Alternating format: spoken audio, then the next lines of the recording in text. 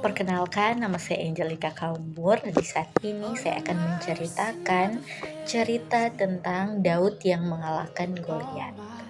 Pada zaman dahulu, ketika bangsa Israel dan bangsa Filistin akan berperang, nah pada eh, pihak bangsa Filistin ada prajurit perang yang bernama Goliat. Dia berbadan sangat besar dan dia sangat kuat. Nah, dalam keseharian Goliat, dia sehari-hari selalu menentang, mencari apakah ada prajurit dari bangsa Israel yang berani melawannya. Tetapi tidak ada satupun yang berani karena badan Goliat yang sangat besar dan dia pun sangat kuat, sehingga Goliat sering disebut raksasa. Nah, pada suatu ketika kedua bangsa ini berperang, Goliat ini menghina Tuhan dan menghina bangsa Israel.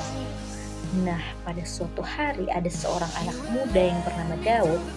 Dia di saat itu ingin mengantarkan makanan kepada kakak-kakaknya yang berada di medan perang. Nah, di saat itu dia mendengar ada yang menghina bangsa Israel dan juga ada yang menghina Tuhan.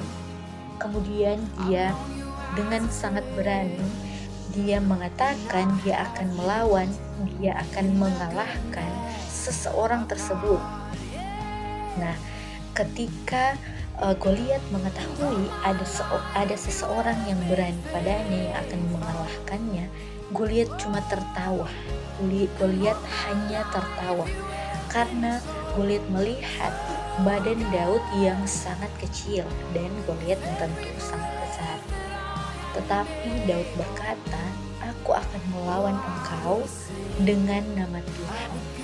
Nah, di saat itu ketika mereka berdua berhadapan, Goliat sudah membawa perlengkapannya, pedang, tombak dan lain-lain, kemudian memakai baju perang, sedangkan Daud hanya mengenakan pakaian biasa dan hanya membawa ketapel dan batu. Nah, kemudian di saat mereka berdua sudah berhadapan, lihat yang dengan perlengkapan perangnya, tetapi Daud hanya mengenakan pakaian biasa dan ketapel dan beberapa batu. Di saat itu Daud mengarahkan ketapelnya ke arah Goliat dan kemudian mengenai dahi Goliat. Di saat itu Goliat terjatuh dan seluruh bangsa Israel bersorak kemenangan karena Daud satu-satunya orang yang berani melawan Goliat di antara semua prajurit perang. Hanya Daudlah yang berani, sedangkan Daud bukanlah prajurit perang. Di saat itu dia hanya akan mengantarkan makanan kepada kakak-kakaknya di medan perang.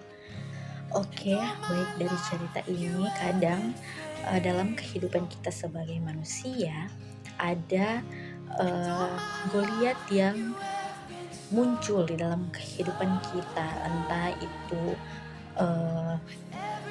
masalah yang datang yang menjadi pergumulan di dalam kehidupan orang sebagai manusia. Nah,